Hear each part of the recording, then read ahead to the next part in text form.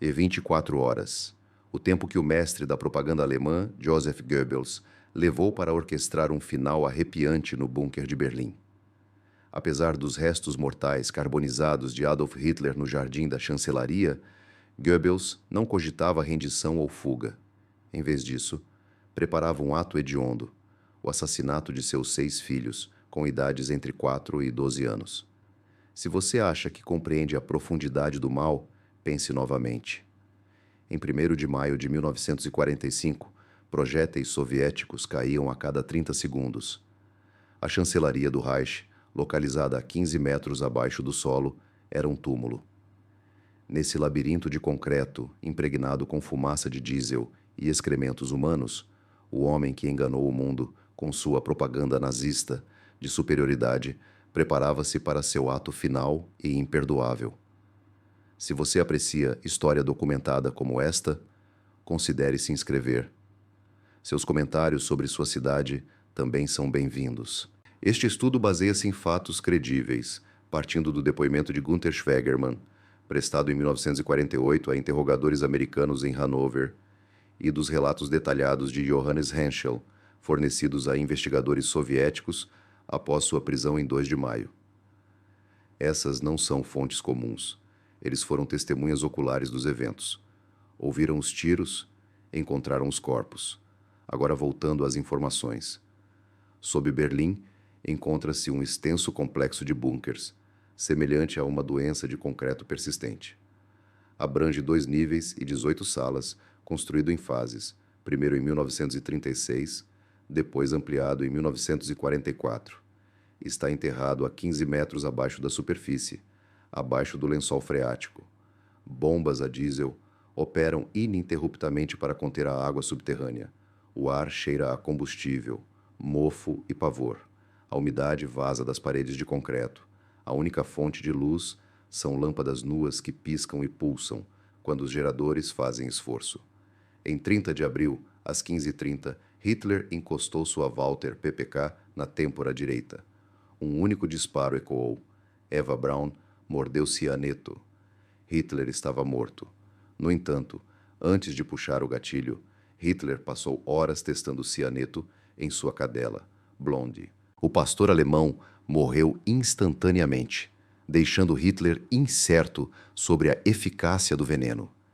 Ele se lembrou dos rumores sobre os maus tratos sofridos por Mussolini após sua morte e desejou evitar tal humilhação. Em instantes, Schwegermann transmitiu a trágica notícia pelos corredores do bunker. Otto Gunsche e Heinz Linge envolveram o falecido em cobertores e o levaram para o andar de cima. 10 latas de gasolina foram usadas para criar uma pira que atingiu 6 metros de altura no jardim da chancelaria, apesar do bombardeio da artilharia soviética próxima espalhar destroços de concreto. Eles continuaram a alimentar o fogo até que ambos os corpos fossem completamente incinerados. Enquanto isso, outros arquitetavam planos de fuga, mas Goebbels estava envolvido em outras considerações matemáticas. Às 16 horas, Hans Krebs atravessou as linhas soviéticas, agitando uma bandeira branca e carregando o testamento político e a certidão de casamento de Hitler. Ele encontrou o general Vassili Chuikov, do 8º Exército de Guarda Soviético, em um porão de Tempelhof. Chuikov fuma cigarros enquanto Krebs revela que Hitler está morto. Dönitz é agora o líder, e talvez possam negociar termos. O general de Stalin o interrompe, insistindo na rendição incondicional como única opção, sem acordos, clemência ou tréguas temporárias. Às 4 da manhã do dia 1º de maio, Krebs parte para o bunker levando a resposta de Moscou. O Reich tem poucas horas restantes, possivelmente menos. Nesse momento, o Exército Vermelho chega a Potsdamer Platz.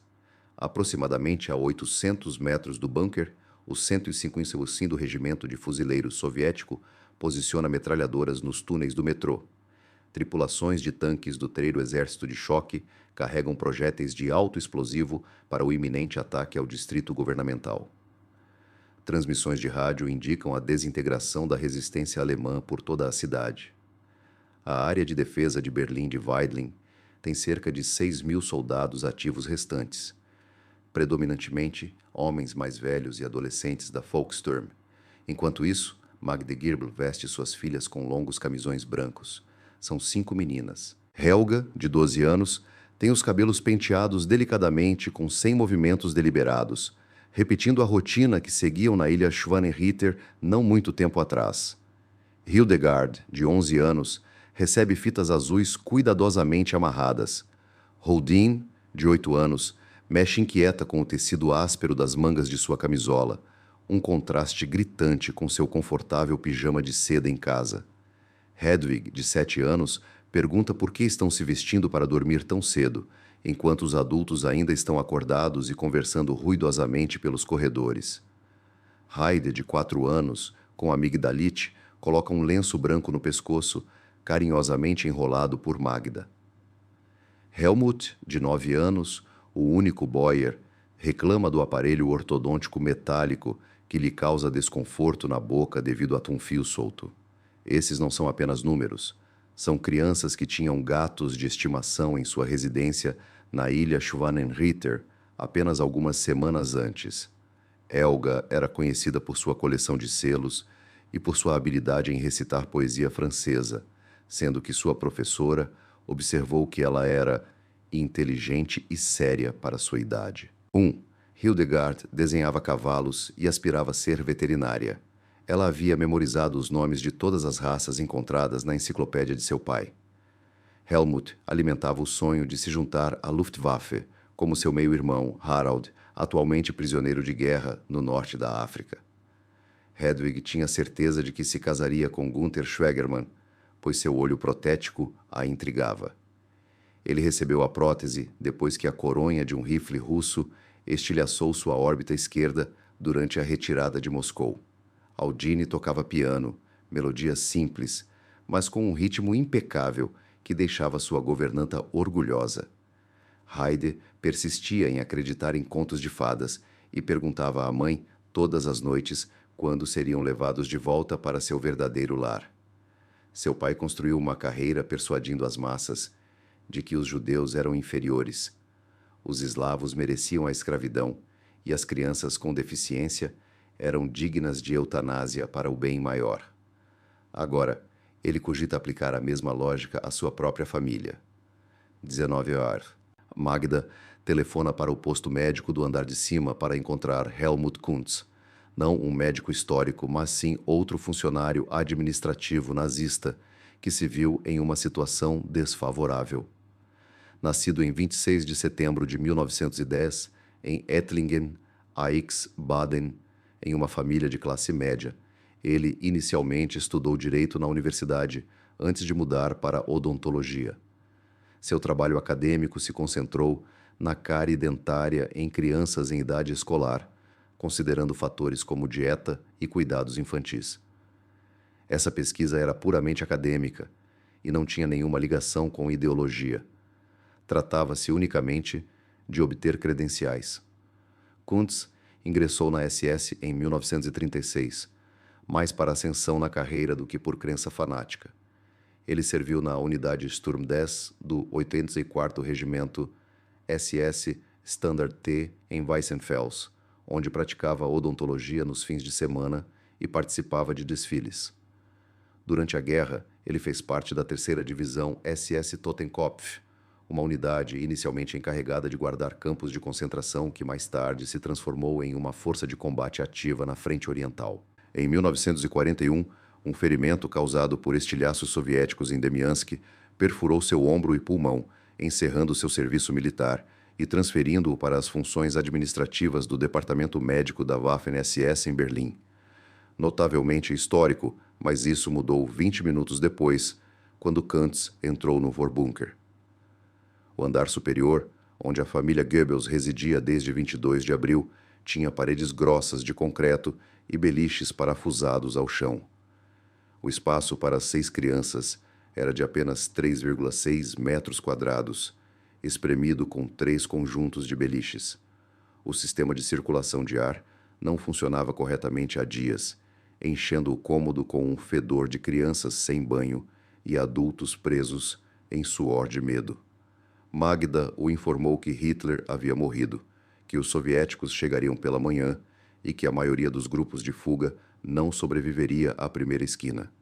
Ela vestia seu melhor vestido de seda azul escuro, com botões de pérola. Seus cabelos permanecem imaculados em meio ao caos, personificando uma representação inflexível da figura materna nazista ideal, mesmo enquanto luta contra a morte iminente. No entanto, suas mãos tremem ao acender um cigarro e sua voz falha ao articular suas necessidades. Morfina é o que ela deseja. 6 seringas, o suficiente para induzir um profundo estado de inconsciência em 6 crianças. Kuntz testemunhou posteriormente que tentou recusar. Contudo, os registros do seu julgamento em Münster em 1959 sugerem que ele afirmou que Magda o ameaçou, alegando que, se ele não cedesse, ela faria com que os guardas da SS o rotulassem de traidor e o executassem. Ainda assim, surgem depoimentos conflitantes. Rokas Misch, o operador de telefone do bunker, responsável por todas as comunicações, ouviu detalhes contrastantes de Werner Naumann e de Goebbels, o secretário de Estado. Naumann relatou que Stampfeger havia preparado uma mistura adoçada de Ausfuhr, um narcótico, para sedar as crianças inicialmente, um xarope de morfina com sabor de chocolate que as deixaria sonolentas antes das injeções. Os fatos se tornam obscuros ao examinar as evidências físicas. Equipes forenses da União Soviética descobriram morfina em todas as crianças falecidas, juntamente com resquícios de uma mistura de barbitúricos, sugerindo a administração de múltiplos sedativos. Os adultos pretendiam garantir que as crianças permanecessem inconscientes até o que aconteceu às 20h20.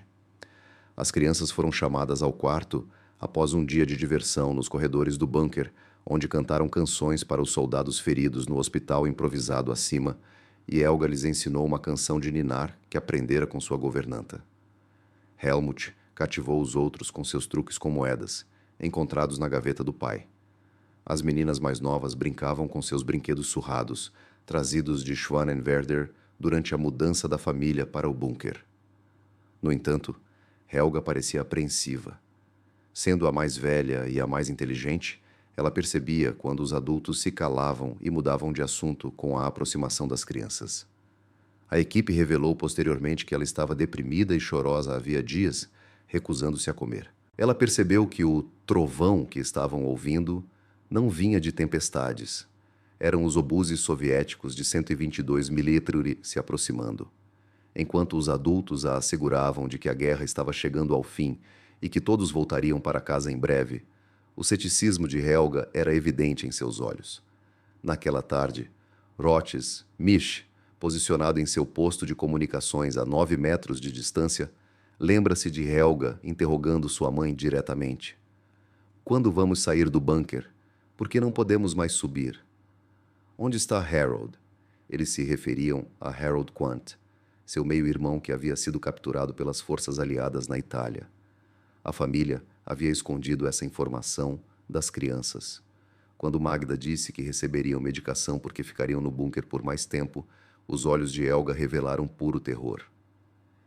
Ela buscou refúgio em um canto do quarto, mas não havia para onde fugir, pois a porta estava bloqueada por adultos que já haviam tomado sua decisão. A morfina foi administrada primeiro, seguida por pequenas injeções e doses pediátricas baseadas no peso corporal. Helmut reage ao som das explosões de projéteis próximos, mantendo a bravura de seus respeitados soldados. Foi um impacto direto, grita ele, sem saber que é sua última palavra consciente. Holden pergunta se algum medicamento pode aliviar o desconforto dela. Há dias, seu estômago está afetado pelo estresse e pela má alimentação. Hedwig se pergunta se eles sonham enquanto dormem. Heidi apenas chora. Com 4 anos, ela não entende por que estranhos estão lhe causando dor com agulhas. Gradualmente, todos caem na inconsciência. A morfina os afeta de maneiras diferentes, levando mais tempo para alguns do que para outros. Helga resiste mais, lutando para permanecer acordada. Ela tenta proteger seus irmãos mais novos, mesmo enquanto sua visão se apaga e seus membros enfraquecem. A luta é evidente na autópsia, com hematomas em seu rosto e ferimentos defensivos em seus braços, possivelmente uma mandíbula quebrada por ter sido contida. Ela estava ciente da situação e tentou resistir. Às 20h40, após a morfina fazer efeito, enquanto 6 corpinhos repousavam tranquilamente em seus beliches, respirando superficialmente, Magda e Stumpfegger se moviam como ceifadores. Cápsulas de cianeto, pequenos frascos de vidro semelhantes a recipientes de comprimidos, continham cianeto de hidrogênio, Zyklon B cristalino, o mesmo composto mortal usado nas câmaras de gás de Auschwitz e Treblinka. Cada frasco continha veneno suficiente para matar um adulto em 3 a 5 minutos. Para as crianças, a morte chegava mais rápido. Stumpfegger, médico pessoal de Hitler, já havia realizado esse ato antes. Ele fazia parte do programa nazista de eutanásia Ação T4, que tirou a vida de 70 mil pacientes com deficiência entre 1939 e 1941. Ele dominava métodos para disfarçar assassinatos em massa, como atendimento médico. As cápsulas de cianeto eram sua especialidade. Mordia-se a cápsula, inalava-se o gás, o sistema respiratório entrava em colapso, seguido de morte cerebral. No entanto, esses não são pacientes sem rosto em um hospital psiquiátrico. São crianças que ele conhece há meses. Heide se referia a ele como tio Ludwig e mostrou desenhos que havia criado. Helmut o bombardeou com inúmeras perguntas sobre anatomia e aspirava a ser médico como ele. No momento, ele quebra frascos de vidro entre suas bocas inertes e observa os corpos das meninas tremerem enquanto a substância letal percorre seus corpos.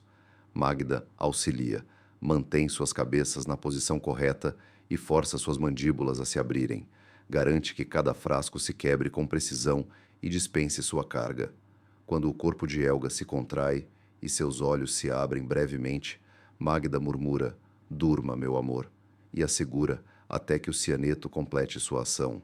Os peritos forenses soviéticos descobririam seus corpos 3 dias depois, nas mesmas posições em que morreram, ainda vestidas com seus pijamas impecavelmente passados a ferro por Magda, com laços ainda presos nos cabelos das meninas. Com o mesmo cuidado meticuloso que Magda dedicava às festas de aniversário e às manhãs de Natal, um tom vermelho cereja, que lembrava o envenenamento por cianeto, manchava os rostos dos falecidos, uma transformação química que ocorria quando o oxigênio não conseguia mais se ligar às células sanguíneas, alterando a hemoglobina para um vermelho carmesim brilhante. Os soldados do tenente-coronel Ivan Klemenko foram obrigados a arrombar a porta de Johanna, enquanto sua assistente implorava para que a deixassem fechada. Ao entrarem, foram imediatamente atingidos pelo cheiro, amêndoas doces e decomposição, indicando a mistura de cianeto de hidrogênio e 3 dias de decomposição. As crianças pareciam tranquilas, quase como se estivessem dormindo, exceto pela tesa normal e pela espuma na boca ao redor delas. Para garantir relatos históricos autênticos, em vez de representações hollywoodianas, inscreva-se em nosso canal.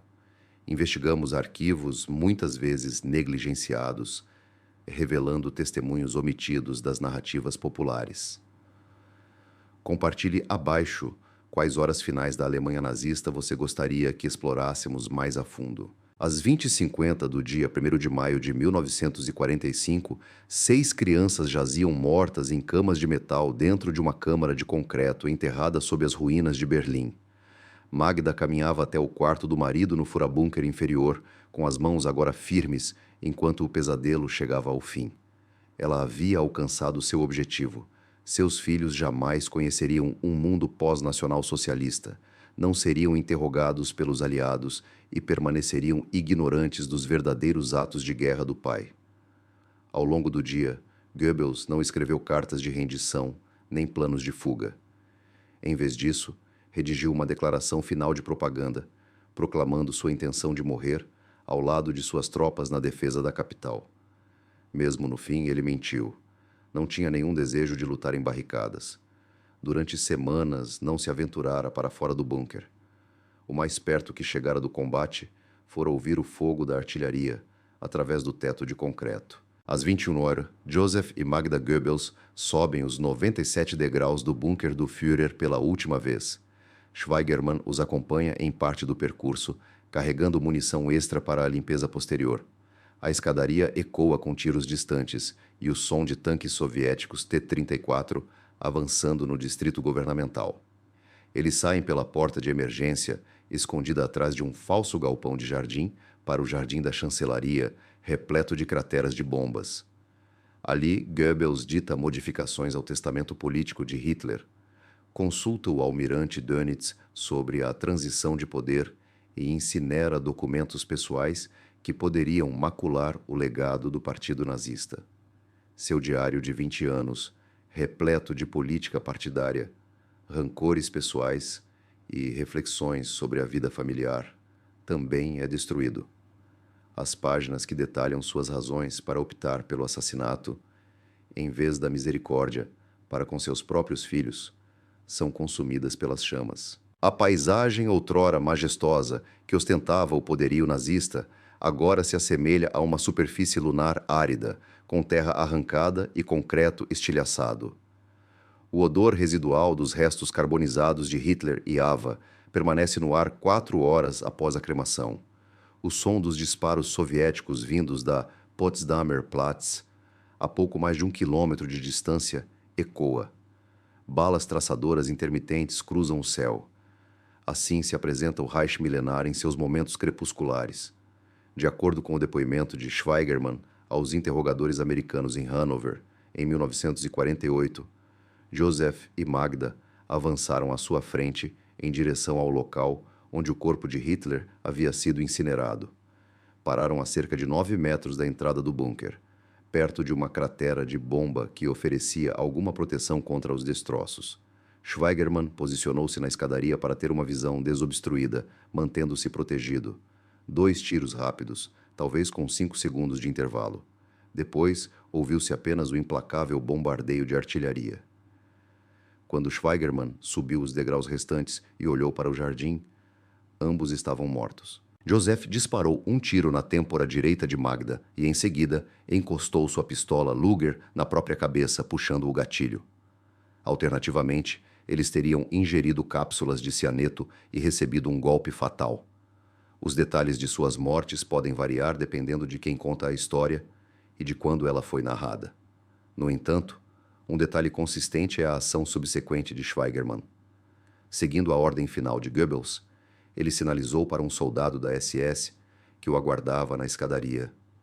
Esse soldado, cujo nome foi esquecido pelo tempo, apareceu com uma submetralhadora e disparou mais balas contra os 2 corpos. 6 tiros atingiram o torso de Goebbels e 4 atingiram o peito de Magda. Esses foram tiros de precaução para garantir suas mortes e evitar qualquer possível captura e interrogatório pelos soviéticos. Às 21h15, 10 latas de gasolina foram despejadas sobre os corpos. Uma tocha improvisada foi acesa para inflamar o combustível. As chamas subiram, mas, diferentemente da cremação de Hitler, esses corpos não queimaram completamente. A gasolina acabou antes que a queima pudesse ser concluída adequadamente, devido ao perigo representado pela artilharia soviética. À meia-noite, grupos de fuga começaram a se formar. Wilhelm Münker divide os sobreviventes do bunker em 10 grupos de fuga, com o objetivo de romper o cerco soviético e alcançar as forças aliadas no oeste ou as tropas alemãs no norte. A maioria perece ou é capturada em poucas horas. Johannes Henschel permanece para trás para gerenciar o fornecimento de energia e água para o hospital de campanha acima. Às 9h da manhã do dia 2 de maio, ele se rende ao Exército Vermelho quando estes invadem o complexo de bunkers, guiando-os pelo labirinto subterrâneo. Ao entrarem, as tropas soviéticas procuram primeiro o quarto de Hitler e depois perguntam sobre os aposentos das mulheres. Localizam o guarda-roupa de Eva Braun e passam um tempo examinando suas roupas e calçados. Ao se aproximarem dos aposentos da família Goebbels, Henschel faz um último apelo, que não abram aquela porta. No entanto, eles ignoram seu pedido. No dia 3 de maio, os investigadores soviéticos fotografam tudo lá dentro. 6 corpos pequenos cuidadosamente dispostos em seus beliches, os cabelos das meninas bem penteados, o aparelho ortodôntico de Helmut visível ao examinar sua boca. Os resultados da autópsia indicaram morte por overdose de cianeto de hidrogênio, embora, no caso de Helga, tenham sido encontrados vestígios de morfina e sinais de luta. Inicialmente mantidos em um necrotério provisório em Buch, seus restos mortais foram posteriormente transportados para Magdeburg, em 1946, onde a instalação soviética de Smirch permaneceu oculta por 24 anos. Os restos mortais da família Goebbels foram enterrados em sepulturas sem identificação, juntamente com os de outros oficiais nazistas.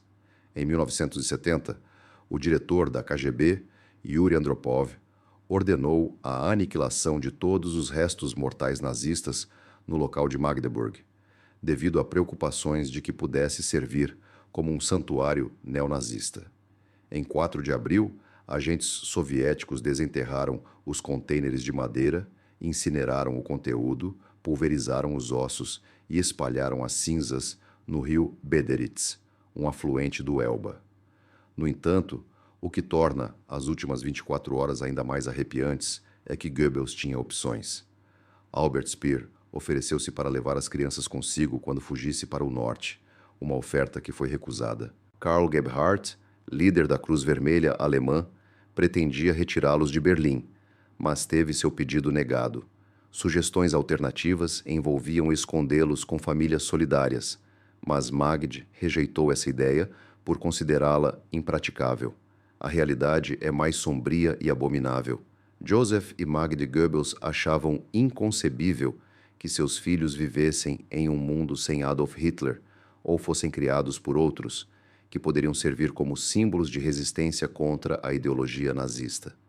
Considerava-se preferível morrer a viver sob o comunismo. Um destino mais apropriado teria sido o assassinato e não a salvação. 3 semanas antes, Magd confessara à sua ex-cunhada: impusemos exigências monstruosas à população alemã e infligimos crueldade implacável a outras nações. Em retribuição por tais ações, os conquistadores exigiriam punição completa.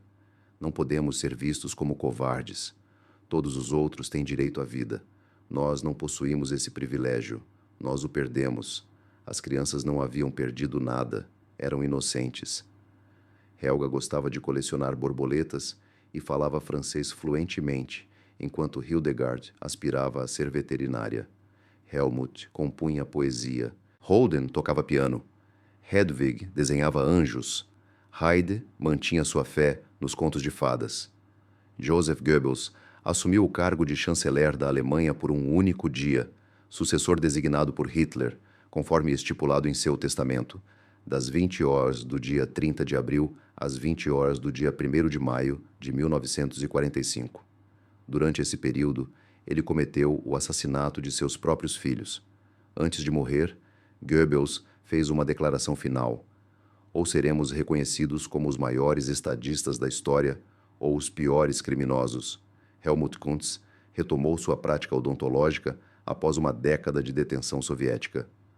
Os tribunais alemães se recusaram a condená-lo em 1959, reconhecendo sua alegação de que apenas administrava morfina.